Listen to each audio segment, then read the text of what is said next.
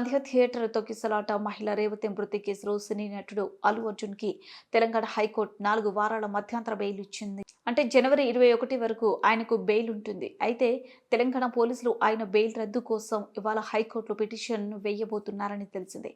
High court bail ఇస్తూ కొన్ని కండిషన్లు పెట్టింది. కానీ అల్లు అర్జున్ ఆ కండిషన్స్ అమలు చేయకుండా ఇష్టమొచ్చినట్లు వ్యవహరిస్తున్నారని, మళ్ళీ ప్రెస్ మీట్లు పెడుతున్నారని పోలీసులు ఆగ్రహంతో ఉన్నారని తెలిసింది. ఇలా ప్రెస్ మీట్ పెట్టిన విషయం పెద్ద దుమారం రేపుతుంది. ఇది బెయిల్ రూల్స్ కి విరుద్ధమే అంటున్నారు పోలీసులు. అల్లు అర్జున్ డిసెంబర్ 21న రాత్రి 8 గంటలకు తన ఇంటి దగ్గర ప్రెస్ మీట్ పెట్టి సంధ్య థియేటర్లో తాను సినిమా చూసేటప్పుడు తన దగ్గరకు ఏ పోలీసులు రాలేదన్నారు. కానీ ఆయన చెప్పింది అబద్ధమని నిరూపిస్తూ పోలీసులు ఓ వీడియో సాక్ష్యాధారాలతో సహా నిర్మించారు.